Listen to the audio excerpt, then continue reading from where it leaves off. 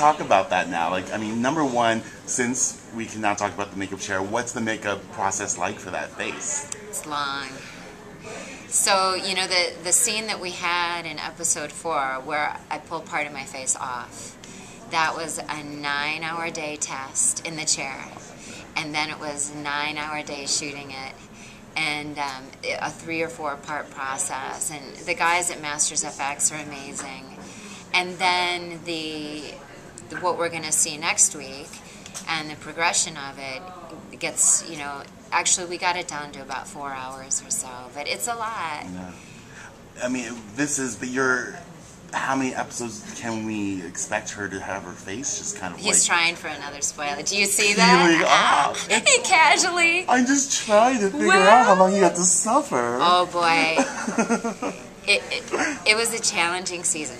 It was such a great challenge, though, and you know, we can probably safely say it's True Blood, so it'll get much worse before and if it gets better.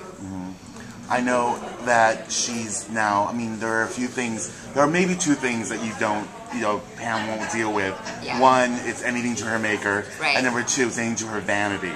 That's right. And that's every season we learn something new about Pam. So last year we learned that she has a vulnerable side. And this year, you know, her vanity is probably even closer to her heart than Eric, which is amazing. I didn't think anything could supersede Eric, but I think her face does. And it will drive her passionately to want to get them back, get she revenge. Goes a little crazy. Tell me a little bit about the process of the crazy. Well, you know, throughout the years, I see other vampires get to do stuff. You know, Alex got to rip a body apart. Season 2, I think it was the opener, and I was so jealous. And you know, flashbacks are fun, and so I wanted to see if Pam had this warrior feral side, and she does. And what's great about this writing is that side is coming out at a time when that's unacceptable, because we're in this post-Russell Edgington era. So that combination of Pam not being a strategist and her face falling off, and she's pissed, is great. And had the different avenues she tries to kill and maim is so fabulous. But I love that she's a fighter. You know, she's going to go down fighting. Well, I don't think anyone expects any less of her at this point. Right. But does it gross you out to have to pull part of your face off, even if it is makeup? I mean, does any of that it grosses me out to look at it. Well, when I watch it now, they showed a clip yesterday of 5, which I haven't seen yet, and I saw little pieces in looping.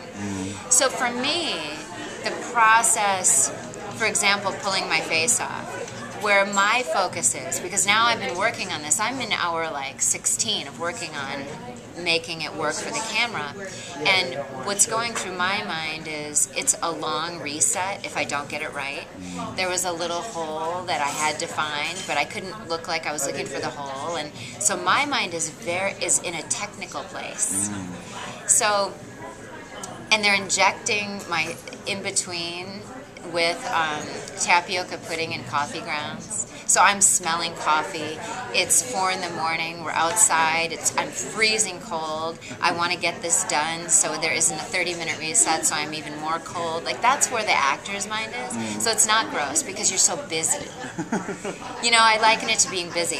If we were watching somebody get eaten by a shark, we would be grossed out. But the person being eaten by the shark is busy. Yeah, yeah. Right? Absolutely. They're punching, they're fighting, they're drowning, they're trying to get air, and that's what... Yeah. I'm starting to learn as I've been reporting on TV that for sex scenes, for gross out scenes, for whatever, it's really very technical. It's very technical, and you're very busy. You have a lot in your mind. With a sex scene, you know, you're trying to not cover the other person's face. You're trying to get your dialogues in there right. You've got 50 people 5 feet away, and you know, there's so much on your mind. It's the difference between literally being eaten by a shark or watching it, or, you know, watching a surgery or being the surgeon. Right. The surgeon's busy.